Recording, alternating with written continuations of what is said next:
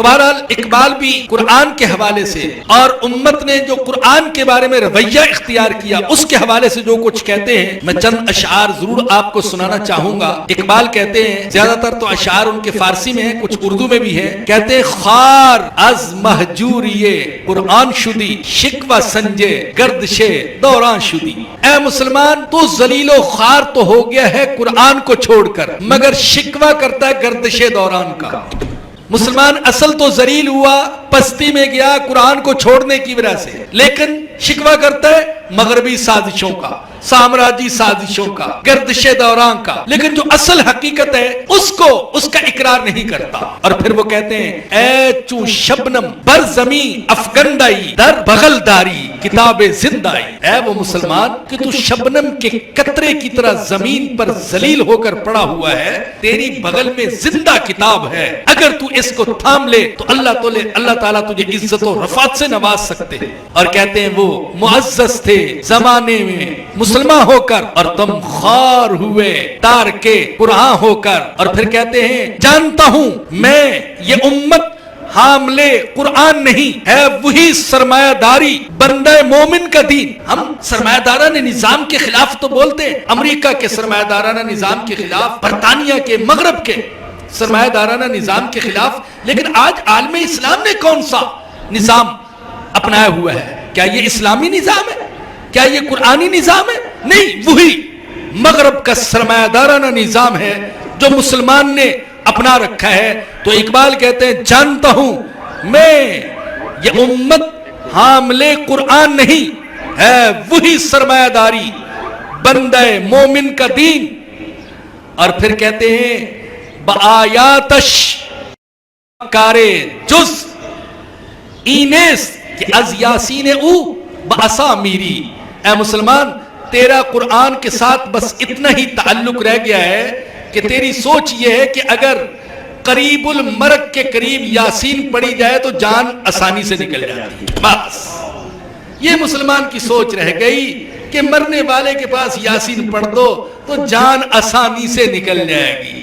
او اللہ کا بندہ، یہ کتاب مردوں کے لیے نازل نہیں ہوئی، زندوں کے لیے نازل ہوئی ہے، یہ تجھے عزت دینے کے لیے نازل ہوئی۔ اللہ کے نبی نے فرمایا ان اللہ یرفع بہذا الکتاب اقواما ویضع بہ آخرین۔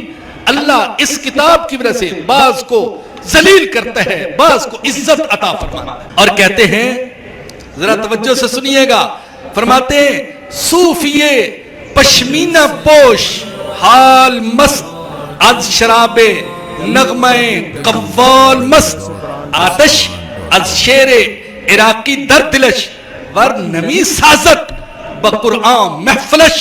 اے اللہ، یہ صوفی صاحب جنہوں نے اون کا لباس پہنا ہوا ہے، قلندرانہ فقیرانہ درویشانہ لباس پہنا ہوا ہے، یہ قوالی سے تو مست ہو جاتے ہیں، اور عراقی کا شعر سن کر اور فلاں کا شعر سن کر ان پر ایک وجد کی کیفیت طاری ہو جاتی ہے، لیکن ان کی محفل میں قرآن کا گزر نہیں ہوتا ہے۔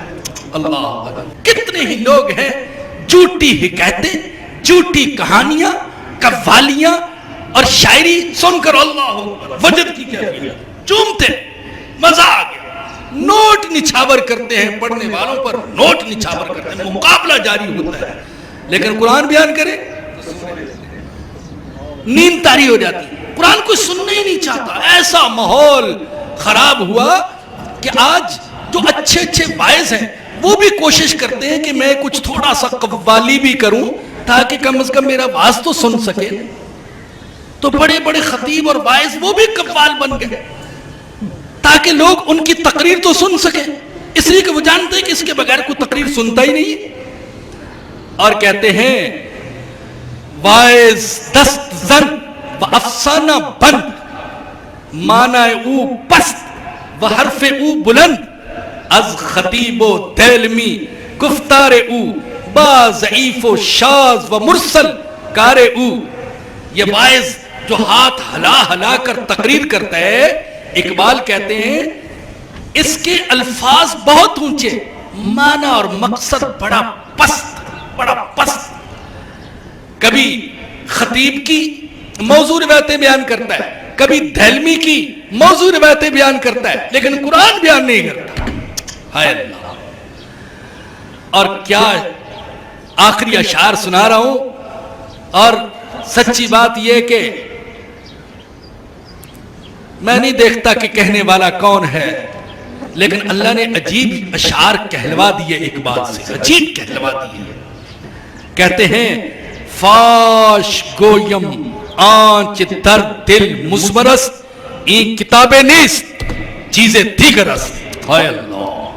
کہتے ہیں جو میرے دل میں بات چھپی ہوئی ہے میں علل اعلان کہہ دینا چاہتا ہوں, قرآن کتاب نہیں ہے, یہ تو کوئی اور ہی چیز ہے. اس کی تاثیر, اس کی جامعیت, اس کی معنویت, اس کی گہرائی وہ مجھے یہ کہنے پر مجبور کرتی ہے کہ لوگوں جو تم رسمی طور پر قرآن کو کتاب سمجھتے ہو تو یہ وہ کتاب نہیں ہے, یہ تو کوئی اور ہی چیز ہے. مثل حق پنہا وہم پیدا است ای زندہ پائندہ گویا است ای. اے اللہ کیا عجیب شعر ہے. کہتے ہیں یہ اللہ تعالیٰ کی طرح یہ کتاب, یہ قرآن اپنے نازل کرنے والے اللہ کی طرح ظاہر بھی ہے, پوشیدہ بھی ہے.